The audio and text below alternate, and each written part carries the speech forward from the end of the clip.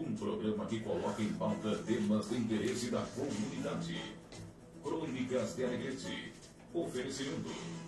Construtora Alegretense com a realização de obras urbanas e rurais. Rua Maurício Cardoso, 1467.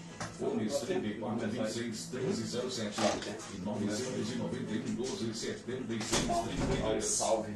Campanha Ibirocai tem para venda touros Jordan e Angus e carneiros Coquetani. Queres melhorar os resultados econômicos do seu negócio? Procure a SEAC Gestão. Assessoria empresarial no agro e na saúde. Fale com a Ruth ou com o Vitorino. Fone Whats 996-18-3921. Clínica Review, estética avançada. Equipamentos com a mais alta tecnologia. Profissionais qualificados em produtos de qualidade. Praça Germão Vargas 573. Posto do Agro, com a bandeira da rua. Combustíveis de qualidade. Loja de conveniência e atendimento personalizado. Prolongamento da Avenida Cis Brasil.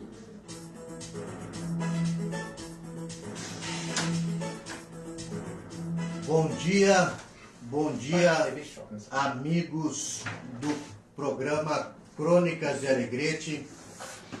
Bom dia, família conservadora do Alegrete e da região.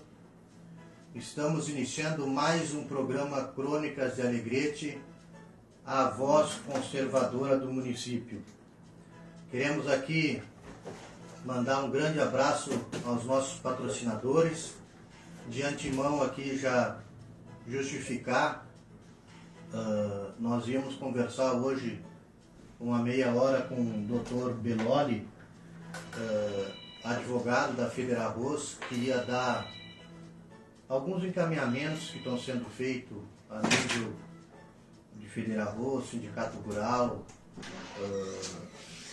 associações do agro, enfim, para um trabalho preventivo com relação à iminência de possíveis invasões que possam ocorrer. O Dr. Beloli, como é preponderante aqui na nossa região, teve que ir para fora, teve algumas urgências na campanha e lá o sinal praticamente era só de internet.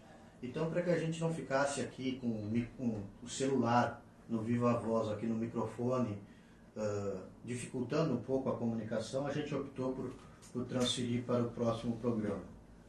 Queria mandar um abraço para o meu amigo Hélio Alves. Embora seja um homem muito apaixonado, ele não gosta muito de canarinho, sabe? Ele comeu muito alpiste final de semana passado e hoje ele está meio embuchado aqui, tá? Mas a esperança dele é que o mordedor aqui aprenda a bater pênalti, né? E daí aí vai. Bom dia, Coronel Ronaldo. Bom dia, prezados amigos ouvintes do programa Crônicas do Alegrete. Bom dia, Alexandre Machado, Coronel Castro, Hélio Alves. Quero também aproveitar e mandar um abraço aí para o meu compadre, meu dileto amigo Paulo Ricardo Chigarriba, o capataz dele, Mauro Sérgio Anacleto, que deve estar lá na Guabiju, lá, né? Se Deus quiser, estiver chovendo por lá. Um abraço para o Valtério, meu camarada, meu companheiro aí de luta, né, e a todos os ouvintes. Então, esse sábado abençoado com a chuva aí para aplacar um pouco a seca, né? Então, bom dia, Coronel Castro.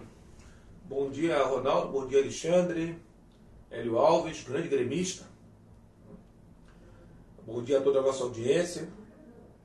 Viu? Tá falando que vai ser campeão. Eu até acredito. Inclusive, o doutor Machado veio sem camisa de novo para o programa. Eu queria saber se não tem um regulamento aqui na rádio que proíbe esse tipo de coisa. O sujeito vem fazer o programa sem de busto nu. Com a camisa do Vasco só na segunda, né? Mas o programa é no sábado, né? A camisa do Vasco é uma camisa bonita, né? Essa camisa do Inter, ele aqui é amarela, preta, vermelha. Eu nunca vi isso. No Rio Grande, cara. Aí, ó. Bota feia essa camisa. Mas tudo bem. A gente vai tolerando. Então, bom dia aos nossos queridos ouvintes, pessoal na cidade, no interior, na campanha, os nossos ouvintes fora do Alegrete, temos grande audiência. As ondas amigas da Rádio Alegrete chegam a todos os rincões desse país. Tem gente lá no Rio de Janeiro que nos acompanha, em todas as cidades do Rio Grande do Sul. Acho que a Liane, a família lá em Campo A Grande. Liane lá e o Oscar lá em Campo Grande sempre escutam o programa. Um abraço para o deputado federal Sanderson, que se ele não vê ao vivo, depois ele vê no Facebook, nosso programa que nós acompanha. Temos aqui também a nossa amiga Simone Fagundes, que está acompanhando. Um grande abraço para ela, que já está aqui ligadinha no programa. O Marcos Valdemar Rufo. Marcão, rapaz. Eterno presidente da PAI. Também está ligadinho no nosso programa. Bom dia a todos. Antes de passar aqui para o Coronel Ronaldo, que tem um tema importante para abordar, e aí depois a gente já vai dar seguimento às questões de nível nacional, vamos dizer assim, eu queria só fazer um contraponto a algumas questões aqui de nível local. Infelizmente, não houve esse contraponto na oportunidade que houve uma fala na Câmara de Vereadores, e eu queria só esclarecer algumas questões. Uma delas é de que eu estou muito grato com tudo que está acontecendo, estou muito satisfeito que retornou a preocupação com os assentados lá, e aqui já vai meu abraço para ele, do assentamento Novo Alegrete Unidos pela Terra. Até então parecia que estavam esquecidos, e aí depois que a gente começou a fazer algumas ações, e diga-se de passagem, sem recurso público, a gente é acostumado com isso, né? De ter que se virar, cada um ajuda com pouco, a gente não fica esperando só dos poderes constituídos. E a gente fez várias ações lá, em especial levando algumas caixas d'água para a comunidade no momento de maior necessidade. Agora que está terminando a seca, apareceram agora programas sociais. Eu queria dizer ao vereador que comentou lá que tinha um projeto do INCRA que estava engavetado e que agora foi desengavetado pelo atual governo para levar água, poços artesianos e não sei o que mais. Na verdade, esse projeto não estava engavetado, ele estava sendo discutido. E o PT teve por 16 anos no governo, e o assentamento, salvo engano, está lá desde 2008. Esse projeto já poderia ter sido desengavetado há muito tempo, se quisessem fazer. A verdade é que não quiseram. Simplesmente largaram as pessoas lá, sem nenhum tipo de auxílio, sem água, e deixaram que se virassem. Foi dito também que o governo anterior não fez reforma agrária, que agora vão fazer.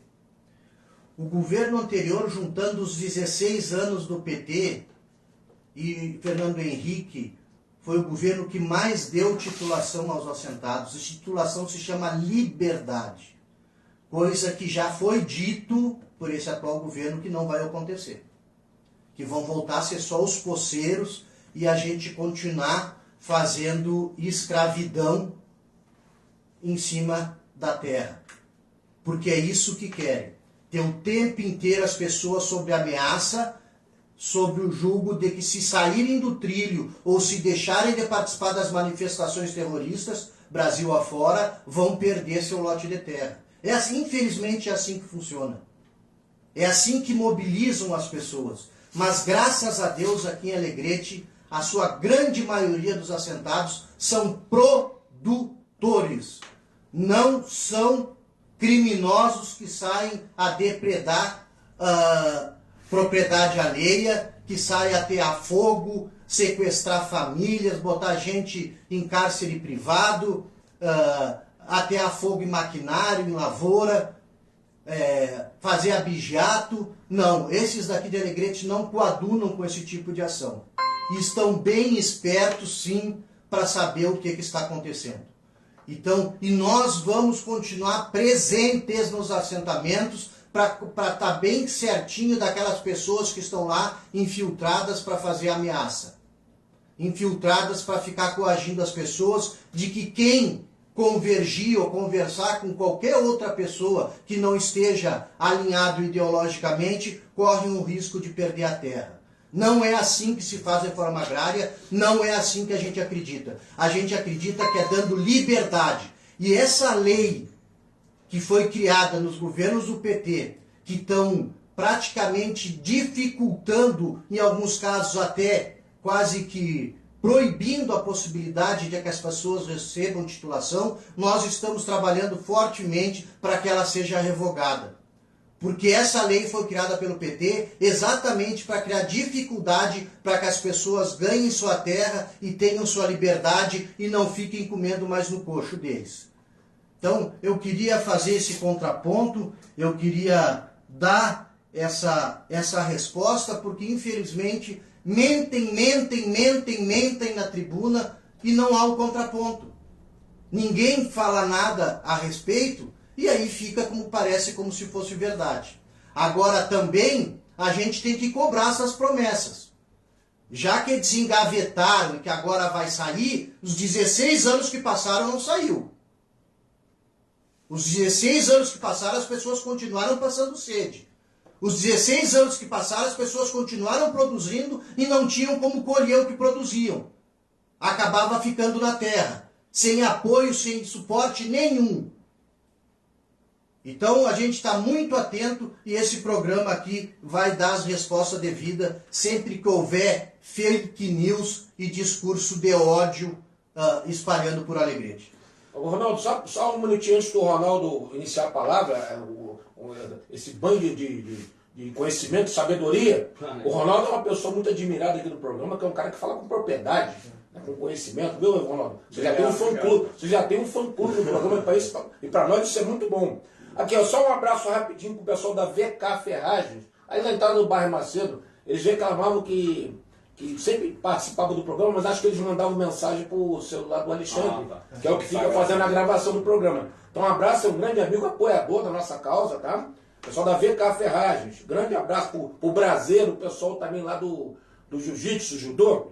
Também grande amigo Braseiro. Um abraço também para Cláudia Silveira, também assistindo o programa. Tá bom?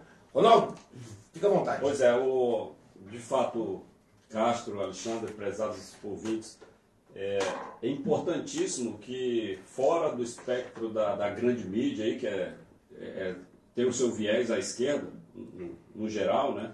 É importante que cada município, que cada localidade tenha o seu canal de comunicação de direita. E nós estamos fazendo o nosso papel. Esse é o objetivo desse programa, é esclarecer as pessoas, sem meias-verdades, sem tendências ideológicas. É a verdade pura e simples.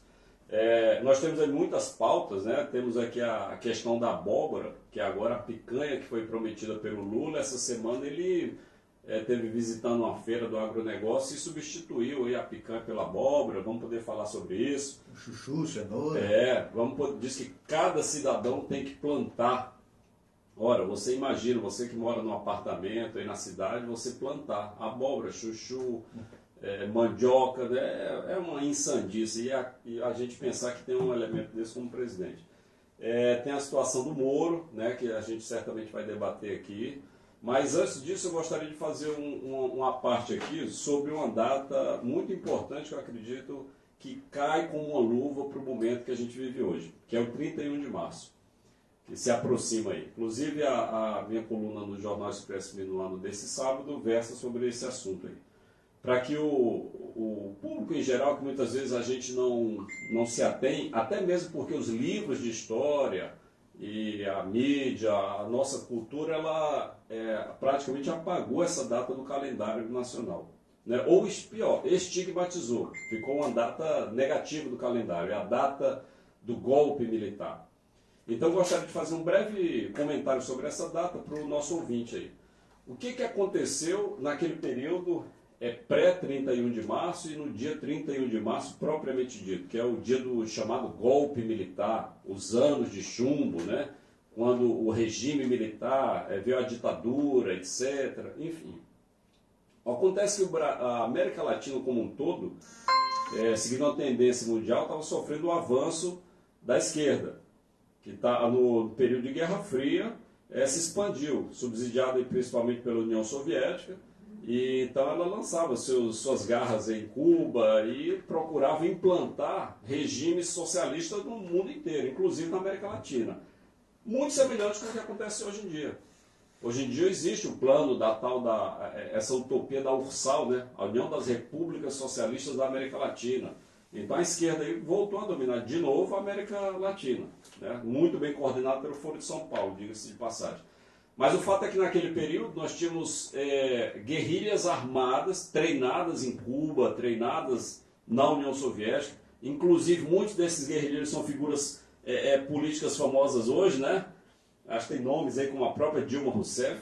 Enfim, e nesse período o Brasil entrou numa convulsão. O próprio presidente da República, João Goulart, o Jango aqui, gaúcho, ele tinha essa aproximação, já tinha andado na China, maoísta, já tinha andado em Cuba com Fidel, posando em foto com Fidel Castro, o ditador de esquerda. Ou seja, o Brasil todo, o cenário, a gente acompanhava essa aproximação do Brasil com a esquerda, dentro do cenário político e econômico, não por acaso, né? Era uma bagunça como está virando hoje, né? Greve, inflação, impostos altos. Então havia uma convulsão social e o Brasil, o brasileiro em geral, que era mais conservador ainda do que é hoje, né, vendo todo aquele caos, o Brasil começou a se mobilizar, seja através dos políticos, das entidades de classe, como o AB, o DN, a Igreja Católica, a própria imprensa, enfim. E todo esse movimento naquela época causou uma convulsão social. O João Goulart, que era de esquerda, não tinha mais apoio político, e aí ele saiu no dia 31 de março para Porto Alegre para se juntar com Brizola, porque teoricamente, achavam que tinham apoio do Terceiro Exército na época. O exército aqui do Rio Grande do Sul, sediado aqui no Rio Grande do Sul. E aí o Congresso, na época, a Câmara dos Deputados, declarou vago o cargo. Ou seja, na verdade, houve uma espécie de um golpe civil. Ou foram os políticos que declararam vago o cargo, apesar que ele estava no país. Então, essa declaração de vacância do cargo não foi legítima. Ok, mas não foram os militares que fizeram isso. Então não foram os militares que chegaram lá com o coturno na porta e depuseram João Goulart. Isso aí é uma falácia, é uma inverdade uma mentira que foi sendo contada dia após dia, a gente acabou acreditando nisso. Então a ideia hoje aqui, a minha intenção é restituir a verdade. Então o João Goulart, quando ele saiu para Porto Alegre e o Congresso, lá, a Câmara dos Deputados, declarou a vacância do cargo, e logo em seguida, no dia 1º ou 2, fez uma eleição indireta e elegeu o general Castelo Branco para presidir o país, ele não reclamou, não reivindicou o seu mandato. Ele simplesmente saiu depois de Porto Alegre, né, entre aspas, fugido, pegou um avião junto com o Brizola, foram para São Borja e depois se exilaram no Uruguai. E lá ficaram, nunca mais falaram, reivindicaram os seus mandatos, ficaram caladinhos. Enfim, essa é a verdade dos fatos. Né? Se o governo militar durou muito tempo, se ele deveria ter sido restituído ao serviço logo em um tempo menor, ou se houve um excesso, né, nas ações do governo militar, não é muito fácil a gente analisar isso hoje. Mas se a gente voltar na época e ver os grupos armados que existiam, que queriam instalar aqui a ditadura do proletariado, queriam instalar um governo comunista, né, a gente tem que analisar sobre essa ótica. Porque é muito fácil a gente dizer, já torturaram, mataram, etc. Até a título de comparação, eu cito no artigo, aqui no Brasil, foram um pouco mais de 300 pessoas que de fato sumiram, foram mortas, né? Ao passo que no Chile foram 3.000 e na Argentina 30. Não estou justificando, não estou dizendo toda a vida. 30 mil, né? 30 mil, desculpa, 30 mil pessoas. E nós somos ditadura, né? Então, para nível de comparação. Então, se houve um regime de exceção, ele foi bem menos duro, digamos assim, do que nos nossos vizinhos aqui, Chile e Argentina, por exemplo, sem falar nos outros países. Então é importante a gente ver que esse quadro, né, de aproximação com a esquerda, de desgoverno, de bagunça generalizada na economia, e esse quadro tende a se agravar, a preocupação é generalizada. Vejam, né, como parece que a história se repete. E é bom a gente analisar a história como ela de fato é, até para a gente saber se posicionar e tomar as melhores decisões no presente, né, Castro? Pois é. É importante falar, né, com certeza. Coronel Castro, também, que né, nessa época, né, Coronel Ronaldo, aconteceram também linchamentos aí de companheiros da turma da esquerda, né? Tinha a Comissão da Verdade, também, que matou muita gente, que teve também assalto a bancos, sequestro de embaixadores, assalto a casa de empresários. Exato. E o caos social estava se colocando diante de um grupo de guerrilha fortemente armado, fortemente treinado para isso, que estava tomando a segurança pública, botando um caos na segurança pública no país. Né? Bem colocado, Alexandre. Quem diz que a esquerda veio para lutar contra a ditadura no período de 64, mente. A esquerda queria instalar outra ditadura, a ditadura do proletariado. E eles foram combatidos por clamor da sociedade. Basta ver lá nos jornais a Marcha da Família com Deus pela Família. Marcha da Família com Deus pela Liberdade. Em 19 de março, se eu não me engano, que começou essa marcha Brasil afora, a população em massa na rua pedindo, né, que, digamos, fosse colocado um freio nesse avanço da esquerda. Então, a esquerda não é essa esquerda paz e amor que se prega hoje aí, não. É que após o fim do governo militar, o que a gente viu é que houve anistia em 79, né, antes do término do governo militar, e os governos que sucederam ao regime militar, o que eles fizeram, eles vieram com muita sede de vingança, de revanchismo, né, e assassinaram muitas reputações. Exato. Nesse período, de ilustres políticos e lideranças, né, que deixaram grande contributo para esse país durante esse período. E o que se vê hoje é essa tentativa o tempo inteiro de reconstruir a história.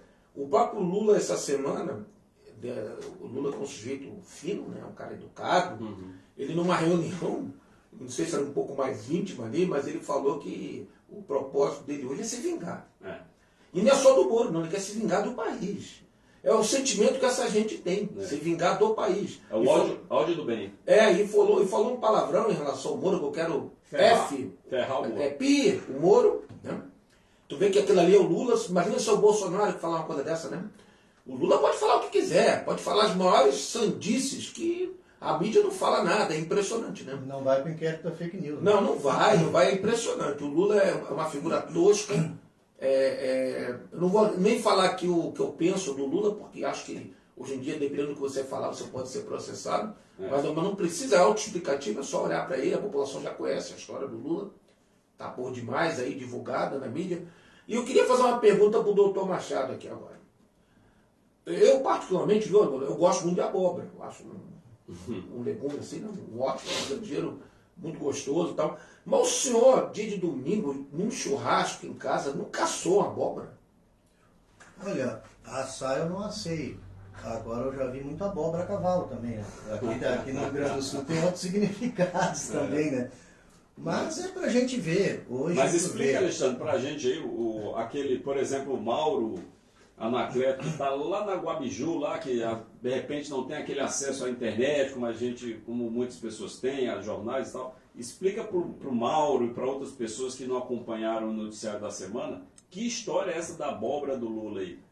É que o que acontece, né, gente?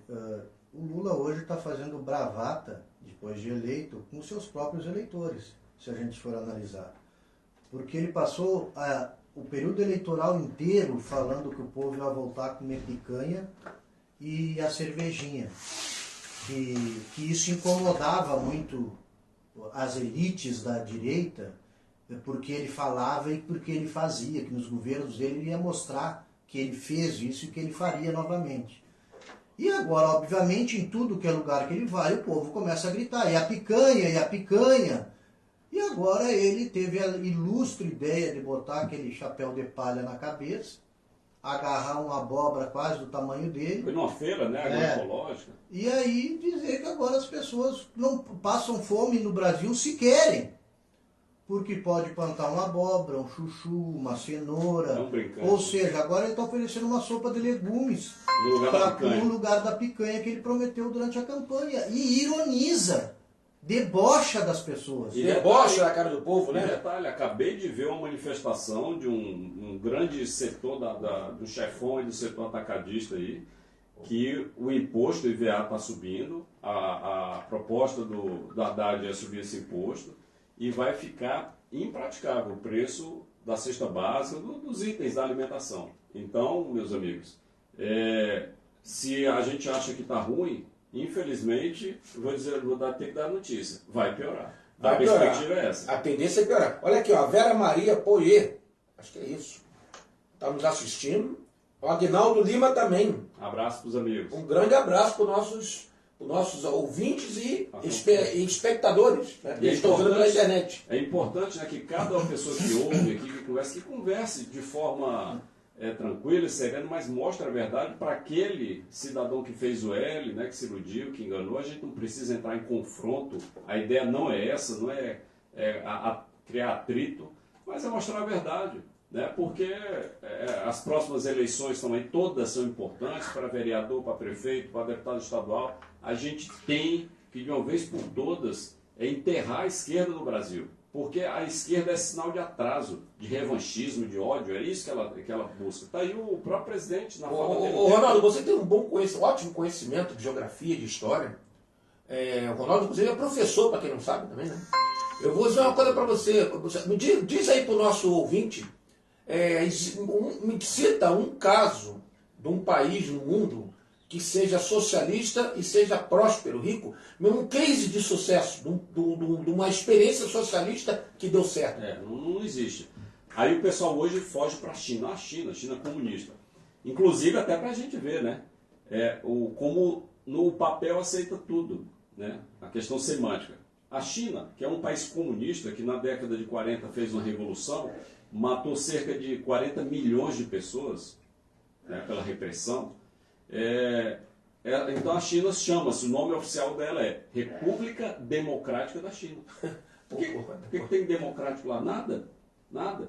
Então a gente tem que ter essa perspicácia. Então, eu acho curioso, não existe fórmula de sucesso. A China, o pessoal comia grilo, barata, inseto, né? Ainda menos um pouco parece, né, hoje em dia, mas até a década de 90, toda a grande massa lá comia inseto. A pessoa, porque é bonito, é cultural. Mas ainda come. Ainda come, né? Mas porcaria nenhuma. A gente apareceu nos mercados agora na pandemia, pois né? Porque não, cobra, isso aí cachorro, isso tem uma explicação. O que acontece? Para quem não sabe, olha aqui, é bom que o pessoal saiba. Nós não estamos aqui para criticar o povo chinês. Na China são quase 1,5 bilhão de habitantes. O ser humano não vive sem a proteína. O ser humano, se não comer proteína, ele morre. Mesmo o vegetariano, ele come proteína.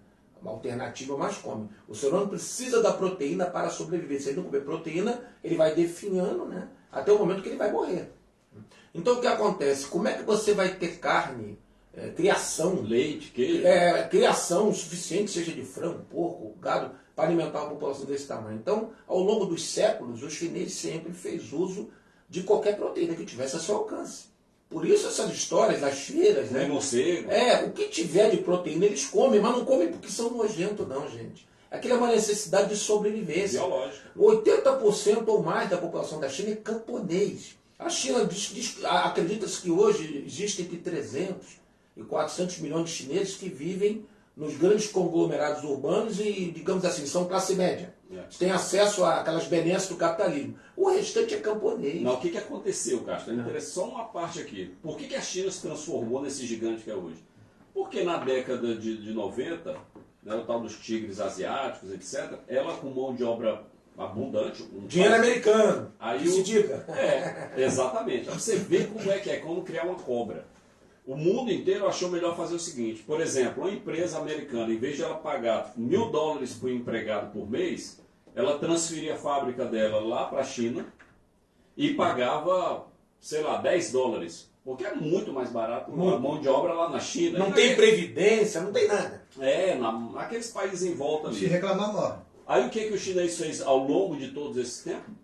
Ele foi copiando. Através de espionagem, de quebra de patente, etc. Ele foi pegando o macete de como produzir.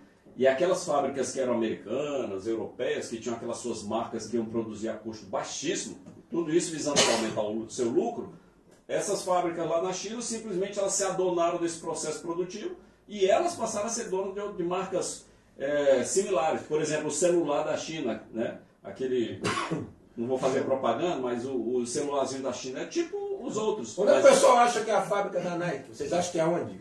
Adidas, ASICS, é tudo na China, fábrica de automóvel, tudo na China. E a coisa evoluiu, era assim. Hoje eles estão fazendo diferente. Sabe o que eles fazem? Eles pegam um navio com a sua base produtiva, aquela fábrica montada dentro do navio, vão para águas internacionais, onde não existe lei, onde não existe lei vale qualquer coisa. Onde não existe lei trabalhista. E aí lá em águas internacionais, que ninguém manda, ele bota aquele pessoal para trabalhar de 15, 16, 17 horas por dia. Se não trabalhar, joga no mar. Preço baixíssimo. E aí detalhe, aí o preço lá embaixo, por isso que o pessoal Trabalho análogo à escravidão. na Shein, na Shopee e tal, né? Compra baratinho. Inclusive esse governo agora vai taxar, está dizendo que vai taxar, né? Mas enfim, a China se tornou um caso de sucesso, mas não foi por seu mérito próprio. O americano fez muito isso com o México, ele levava as montadoras de automóvel para a fronteira com o México, porque o trabalhador lá no México custava muito mais barato do que um trabalhador americano, e conseguia ter preço, aí fabricava o carro lá e levava para os Estados Unidos, né? Exatamente. Olha aqui, ó, o Coronel Vale, Tarcísio Vale, está mandando um abraço para nós aqui. Vale. Grande Vale, está aqui escutando o nosso programa. Gente, comandante do Saican, abração para você e para a família. Vou trazer aqui para vocês uma pauta pitoresca aqui para nós tentar debater aqui também. Mais pitoresco que a abóbora? Vamos voltar um pouquinho aqui aos meados de 2020, por aí, 2019, quando o então ministro Sérgio Moro praticamente isolou os líderes de facções criminosas, pondo eles nos presídios mais longínquos aí desse país e de maior segurança. Recentemente, vazou um áudio da conversa da esposa, noiva, namorada, sei lá o que, do Marcola com ele, um pouco antes das eleições, ela dizendo que estava muito preocupada com o isolamento dele nesse presídio. E que ela tinha receio pela vida dele, que não sei o que mais, e ele disse que ele era o líder e que onde ele estivesse ele seria bem servido. Mas aí nessa conversa eles disseram o seguinte: mas não se preocupa que agora, trocando o governo, tu voltas para o local de origem. Pois bem, eu acho que na primeira ou na segunda semana do atual governo,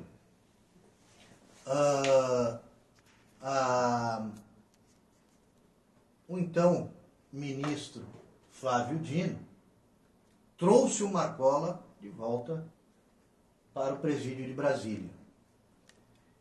E lá, inclusive, estava uma grande desconfiança que ele estava vindo para assumir o Ministério da Segurança Pública, né? O pessoal gozava. Mas o que eu estou querendo trazer essa informação? Ou seja, a esposa do Marcola e o Marcola tinham certeza que se o atual governo se assumisse, eles voltariam. Como de fato voltaram, sem nenhuma grande explicação para isso, ele voltou para o presídio aqui de Brasília. Logo em seguida, sai após a ameaça, porque o presidente Lula cometeu o crime de ameaça contra Sérgio Moro e contra Deltan Dallagnol e os promotores que estavam envolvidos na operação. Porque ele disse que não ia sossegar enquanto não ferrasse com a vida deles. E que eles iam tomar muito remédio tarja preta para conseguir superar o que ele faria. Então isso foi um crime de ameaça. Foi desbaratinada toda essa operação da Polícia Federal, prendendo líderes do PCC, alguns líderes baixos, né, mas prenderam, que praticamente iam sequestrar e matar todas essas pessoas envolvidas, ou na Lava Jato, ou com a transferência, vamos dizer, desses criminosos.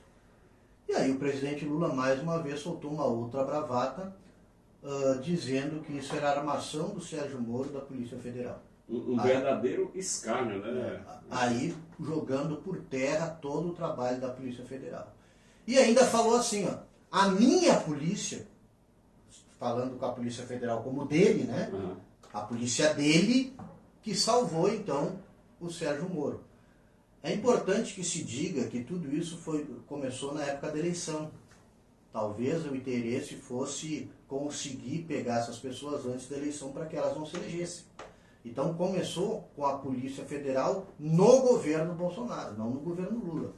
A coisa tornou-se pública no governo Lula, mas a operação toda foi montada no governo anterior.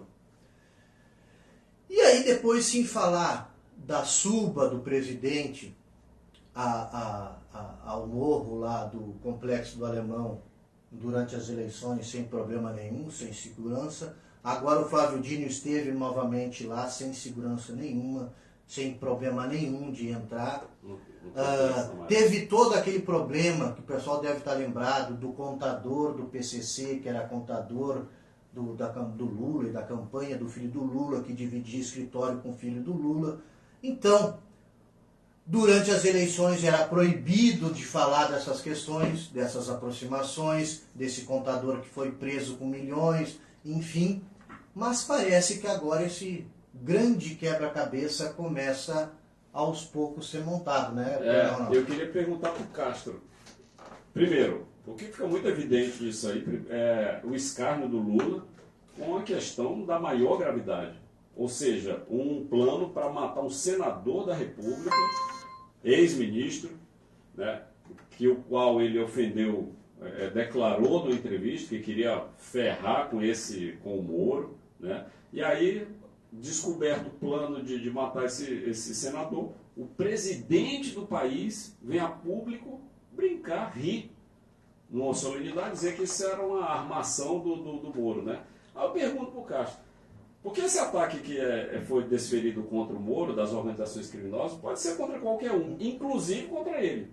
Será que ele não tem medo também de virar alvo? Deixa eu só contribuir mais uma questão para o debate, que foi a resposta do Moro, né? O Moro cobrou explicações do PT, por que o PT entrou com uma ação junto ao STF, tentando derrubar uma medida destinada a combate à facção criminosa do PCC. Pois é, então, e nisso eu perguntei. Eu digo porque se hoje o PCC, que é uma organização criminosa, a maior da América Latina, ela quer atacar matar um senador da República, o alvo pode a qualquer momento virar outro senador, até o presidente. Será que ele não tem medo que essa cobra se volte contra ele? Isso aqui acho que está virando a Colômbia, viu? Uma narco...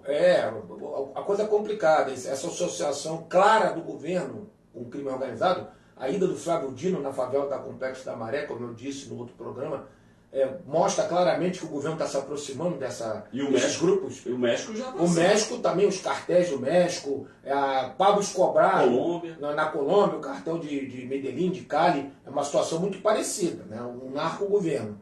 Então o Lula, o que acontece? Essas declarações que o Lula dá, ou ele é muito burro, e de fato é muito burro. Ou ele está problematizado. Ou ele realmente faz isso de propósito, e eles estão escancarando, eles entendem que estão acima do bem e do mal, são inatingíveis, e podem fazer o que quiser. O PT tem histórico aí de suspeitas muito graves. Desde Celso Daniel, né? Desde Toninho do PT, de Campinas, Celso Daniel, o próprio Lula num áudio que ele negou a vida inteira, depois a perícia falou que o áudio era verdadeiro, ele falando que tinha que ter dado fim no Palocci, na prisão. Esse é o modus operandi deles. Tá? Então a gente tem que entender que nós estamos diante de um governo de exceção, eles estão querendo agora, o Congresso tem que de todas as formas barrar o crescimento, né, dessa vertente maligna do governo, essa coisa de eles quererem desde já estabelecer uma ditadura, essa associação do Executivo com o Judiciário e deixar o Congresso de lado. Aquilo que eu sempre disse, o Congresso a vida inteira no Brasil gostou muito da coalizão, do toma lá da cá, e agora está pagando preço, está colhendo aquilo que ele semeou. Agora ele está numa situação de isolamento, o Congresso tem que recuperar o seu espaço. Mas você foi na ferida, Castro.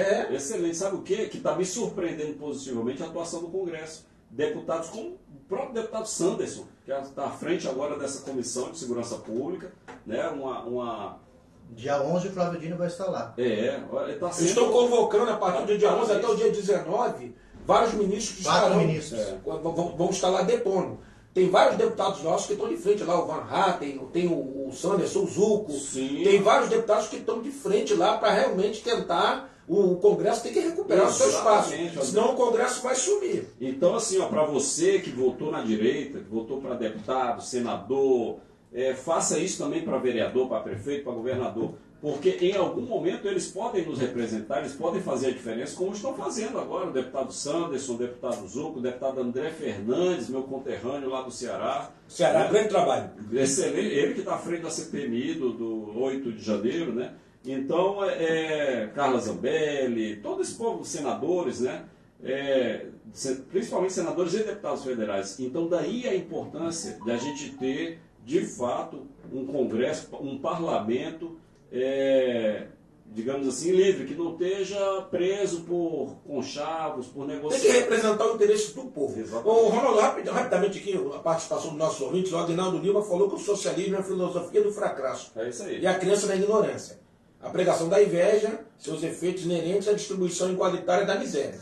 Isso é a pura verdade, né? Ele também fala que acha que no Brasil a República Constitucional e um capitalismo laissez-faire seria a solução mais adequada, é a opinião dele. Aqui também a Kátia Coutinho, ela falou que a verdade um dia vai aparecer. É que o Brasil não sabe votar, e não sabe mesmo, né? Ainda não sabe, mas com o tempo a verdade vai aparecer. E esse sistema que tem vai ser desmontado. E temos aqui também o Mauro Sebanisco, te mando um abraço. Abraço, Sebanisco. Grande abraço para você. Temos aqui também o AVK Ferraz falando que ele não tem medo. Jamais vai ser atacado por ele, porque estamos juntos. Estamos juntos, tá? Com certeza, temos que confiar no Brasil, né? A Kátia Coutinho também fala, Kátia Colim. Colim. O povo brasileiro se acostumou a votar por impulso, sem estudar as propostas. E a esquerda foi sorrateiramente se impondo. Mas eu só queria falar sobre isso que a Kátia, né? Kátia Colim. Falou, Kátia, é o seguinte, a gente tem que analisar, só um adendo aí.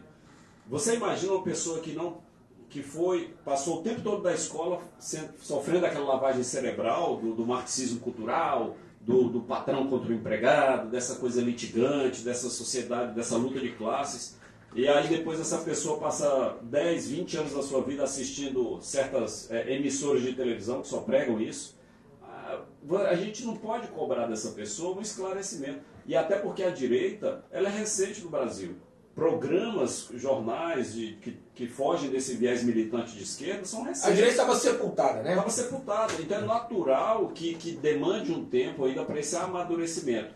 E é isso que é essa a proposta desse programa. Né? Eu acho que cada um de nós tem que ser irradiador dessas ideias para a gente mudar esse quadro. Ninguém vai mudar na marra, na briga. E não é da noite para o dia, né? Não, é na conscientização. Aqui, ó, o Patrick Camargo, que é assessor do deputado Zucco, também está nos assistindo aqui. Um abraço para o Patrick. Abraço, Patrick. O Aguinaldo Lima está perguntando, essa pergunta vai para o Alexandre Machado, tá? Está perguntando aí por que essa CPI está tão morosa para dar início, essa CPI que vai apurar os fatos do dia 8? Pois é, Aguinaldo, agora é importante dizer aqui para passar tranquilidade, já está acertado, vai ser a primeira quinzena agora de abril, os primeiros dias de abril já vai ser instalada a comissão para ela já começar a trabalhar. O deputado conterrâneo aqui do André Fernandes já esteve reunido e já ficou determinado que ela vai ter início agora na primeira quinzena de abril. Então, eu queria também dizer que nós estamos organizando um grande evento do PL aqui em Alegrete no dia 15 pela manhã. Temos que confirmar a Câmara de Vereadores, mas a princípio seria lá, só se estiver ocupada. A gente vai trazer lideranças nacionais, deputados federais, estaduais. Então, vamos fazer um convite ao presidente do partido, deputado Cherini. A presidente Nádia agora está conduzindo para que a gente tenha uma nova representatividade, uma nova comissão provisória. Então a gente convida todos os filiados, simpatizantes, quem queira filiar a trincheira junto conosco, se filiar ao PL, nós vamos ter esse grande evento e lá também vai ter oportunidade das pessoas conversar com as lideranças políticas, com o pessoal tanto de Alegrete, do Rio Grande do Sul e também a nível nacional. Quem não conseguir vir, a gente vai procurar fazer alguma interação lá via virtual para que essas pessoas também possam se manifestar. Queria também dizer que houve alguns comentários, e aí até eu tinha ficado de esclarecer, mas nós estamos em cima do tempo. Só vou falar uma coisa: ninguém aqui, eu particularmente falei no último dia, ninguém aqui é contra o carnaval de Alegrete. Eu acho que o carnaval é uma festa popular, ela tem que acontecer, só que a gente precisa entender e separar as coisas. Os carnavalescos, eles têm expertise em organizar a escola de samba e carnaval. O carnavalesco não tem expertise para fazer obra pública, certo? Foi uma forma que a administração, a toque de caixa, encontrou de burlar o processo licitatório, porque se fosse fazer uma licitação iria demorar, optou por repassar o valor à Cercal para que essa obra fosse construída, e deu no que deu, a gente percebeu ali tudo que está acontecendo. E também nós defendíamos que esse mesmo grupo de pessoal já tinham a obra, já tinham realizado uma obra que era a antiga Passarela do Samba, ali em frente ao Jockey Club. Então nós defendíamos que não havia, até porque é o seguinte, fazer uma obra do carnaval contando que os tradicionalistas vão desfilar lá, deveriam ter conversado também com os tradicionalistas antes, porque o desfile do dia 20 de setembro já é tradicional da forma como é, e eu tenho certeza que vai haver resistência para uma mudança de local. Então é só isso, para deixar bem claro que nós não somos contra o carnaval, mas sim como a administração conduziu essa situação. Isso aí, um abraço então, estamos chegando ao final de mais um programa, um bom final de semana para os amigos. Paulinho, forte abraço, Mauro, Valtério, fiquem com Deus. Um abraço a todos os nossos ouvintes, o pessoal que nos acompanhou pelo Facebook. Tamo junto. Então estamos também passando para o canal, agora também quem quiser poder assistir pelo canal do Crônicas. Um bom sábado e um abençoado domingo a todos.